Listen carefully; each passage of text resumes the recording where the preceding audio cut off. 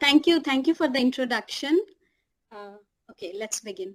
Hello everyone, this is Vidushi, and my research is called Fischer Tropsch development using COCO and Ansys, and we are a team of 3 people: myself, Dr. Klaus MÖLLER, he is also my supervisor, and Dr. Lobscher. So I'm currently based in India doing my research work remotely, and this is my 3rd year working on this project.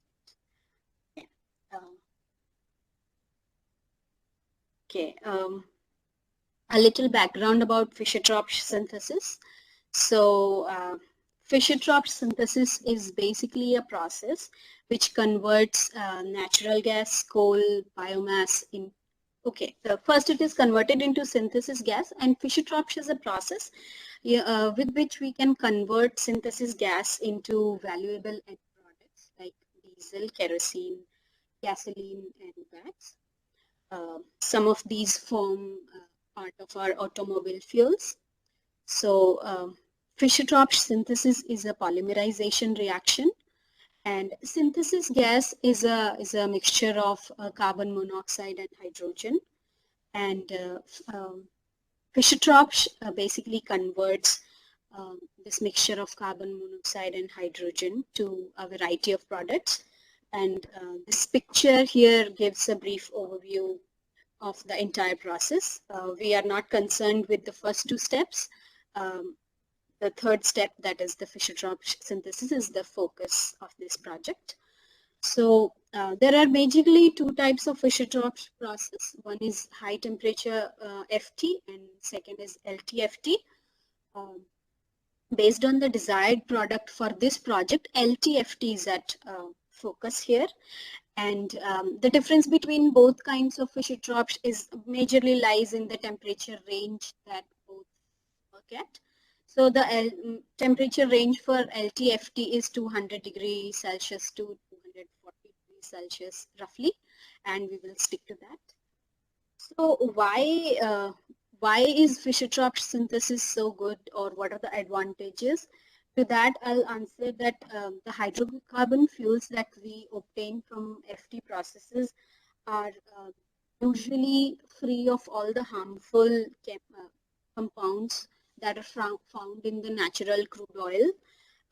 And also the fuels that we obtain from Fischer Tropsch have a very high cetane number, which is considered a very good quality for fuels. And Fischer Tropsch has a long history. It was originated in Germany, and currently it is being carried out at commercial levels. There are many commercial plants for FT in the world. One major example is Shell Middle Distillates plant, which is based in Bintulu, Malaysia. And other examples include Sasol and Petrosa plants in South Africa.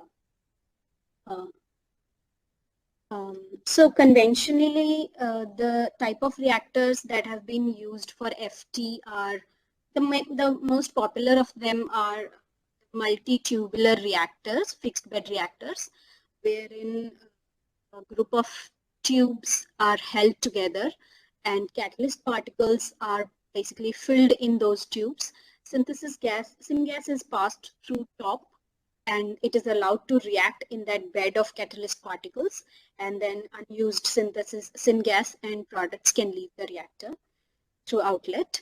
So the figure shows a brief sketch of the multitubular reactor. But the major issue with these conventional reactors is temperature control inside the reactor.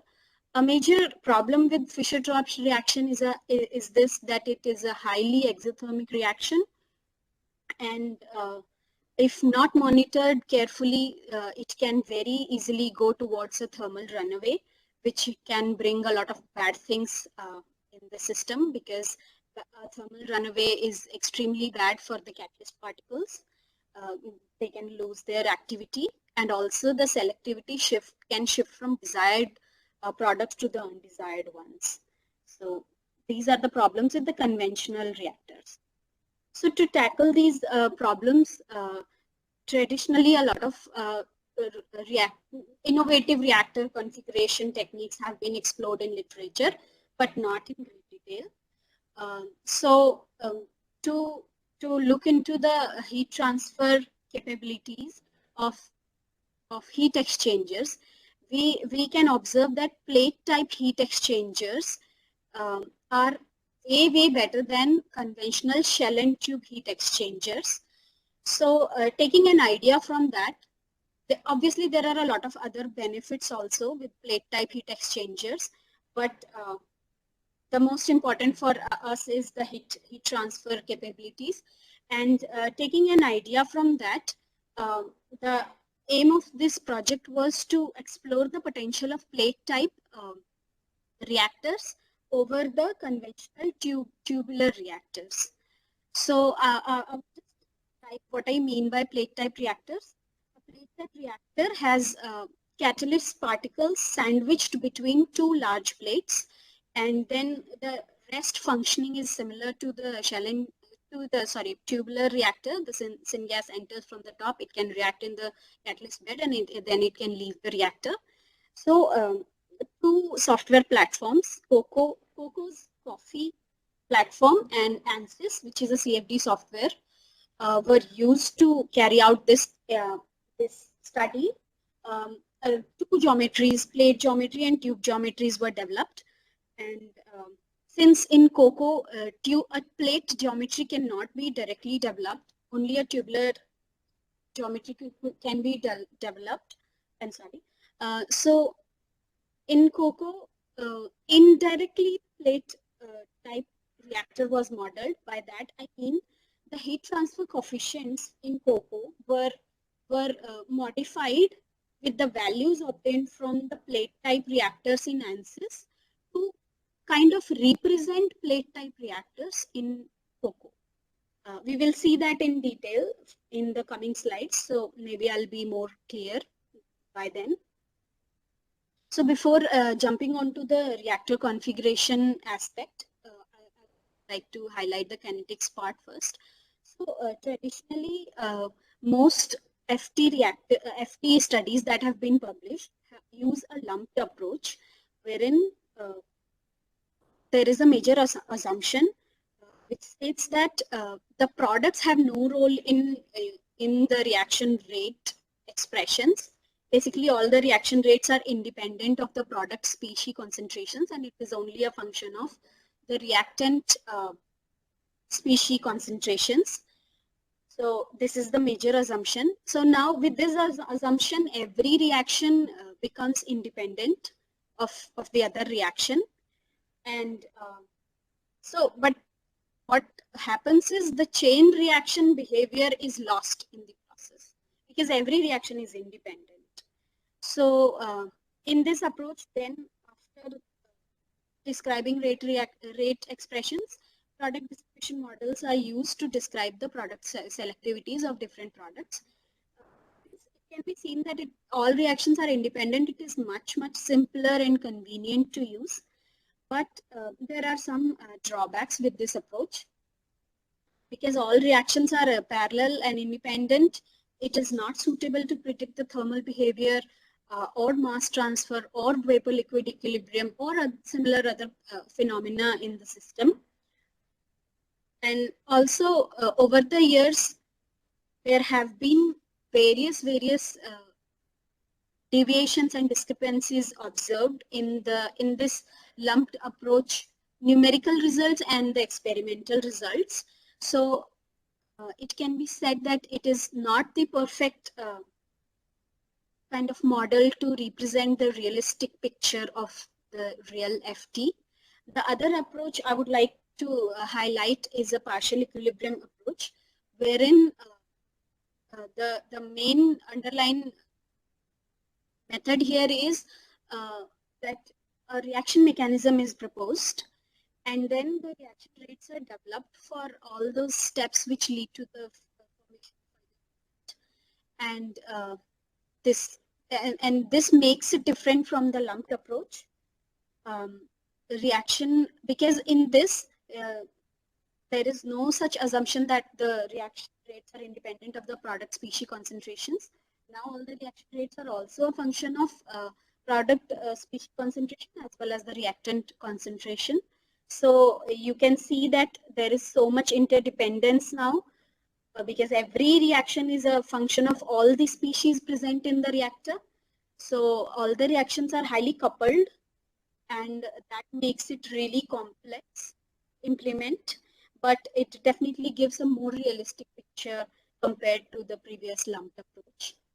So in this project, the second approach, the partial equilibrium approach, was applied, and I will also explain that this approach in this approach, thermodynamics and kinetics are coupled and they are dependent on each other. So the kinetic model that has been adapted in this project has been directly taken from the work of my colleague Imaad Davis and Professor MÖLLER. So I'll give a very brief description of this kinetic model.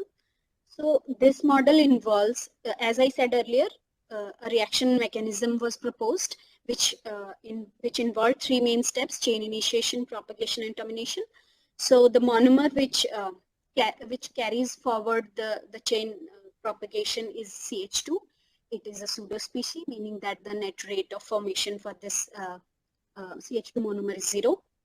And this figure kind of gives a brief overview of the reaction mechanism, leading to the formation of homologous series of paraffins and olefins. So, and on the side, it also shows the water gas shift reaction, but that has been not considered in this project because I'm using the cobalt catalyst, and it's not so significant when it comes to cobalt catalyst, so that has been ignored. Okay, now I'm moving to the geometric aspects of the model that I have developed. So the geometric dimensions and the catalyst specifications and the operating conditions were all taken from the work of Hess and Kern. And this picture here shows the geometry that I have used for my Ansys model. It shows that there are three parts: top part, porous zone, and bottom part. The porous zone is the area where the catalyst particles are sandwiched, and I'm sorry, they're filled. This is a tubular geometry. And the top part and bottom part do not have the catalyst particles, and hence there is no reaction in these zones. These zones were just created for a computational purpose so that the boundary gets developed properly before reaching to the porous zone. They have no significance in the real reactor. And as it can be seen, the porous zone has a length of 12 meters and a width of 0.02 meters, that is 2 centimeters. So originally the work of Hess and Kern has a width of 4 centimeter, but I have taken it the half of it because I am, due to symmetry in the geometry, I'm only modeling the lateral half of the reactor. And if you can see that the bottom line is denoted as axis. So that means this is the symmetrical axis. For final results, I just mirrored this geometry to get the full picture of the reactor. So basically this geometry also has a diameter of 4 centimeter. And the porous zone, in this porous zone, since it is filled with catalyst, it will have a pressure drop. So that pressure drop was taken into account by implementing the Ergun equation, and a total of 43 species were considered, including reactants and products. Out of these, 4 were reactants: carbon monoxide, hydrogen, 2 were reactants, and the rest are carbon dioxide and water. And then there are 20 paraffins, C1 to C20, and then there are 19 olefins, C2 to C20. Next, I'm going to explain the COCO model. For COCO model, the geometric dimensions and operating conditions, catalyst specifications are all the same as the Ansys model. I chose a plug flow reactor, and since this, as I explained earlier, this kinetic model is highly intercoupled and interlinked.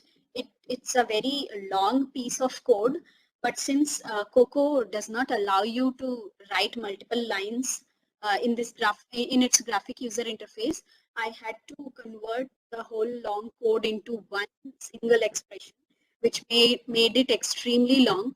It was almost as long as one page.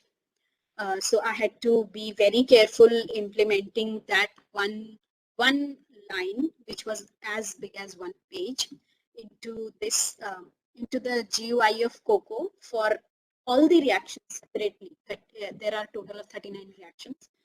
So this was quite a big challenge, but and this was not a problem with my Ansys and Scilab models, because there you have a provision to write the whole code.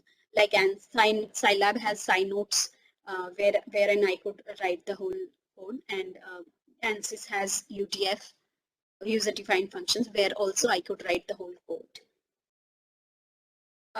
So despite all the challenges, the model was successfully run at three different platforms, Ansys, COCO, and Scilab. And the model was first verified at isothermal conditions, and then it was verified at non-isothermal conditions. And there are two major differences between COCO and Ansys. This is a 2D CFD platform. So the model was a 2D model. So it took into account the radial variations also, in addition to the axial variations in the model, while COCO only had a 1D model, so all the radial variations were neglected. And in COCO, I had real gas behavior and ideal gas behavior in Ansys. So this slide shows the verification at isothermal conditions for the three different softwares. As you can see, the results are close enough. So it can be safely said that it was verified at three different temperatures, 200 degrees Celsius, 220 and 240. These are the results for the heat transfer case. These are non-isothermal conditions, and I have plotted hotspot temperatures at different temperatures, at different operating temperatures, and conversion at different temperatures. Here also you can see that the results are pretty close to each other for Ansys and COCO, and this proves the verification at different temperatures for both the softwares. Now this shows the temperature profile along the reactor length for Ansys and COCO at different temperatures. We can see that there is a constant difference in the temperature along the whole reactor length, which shows that maybe COCO's heat transfer coefficients needed to be tuned. So I tuned the heat transfer coefficients taking data from Ansys, and then I plotted the product distribution that I was getting. Here on the x-axis, you can see the range from 1 to 39. So 1 to 20 represent the paraffins, and 21 to 39 represent the olefins. The solid lines give the results for Ansys, and the dotted lines are for COCO.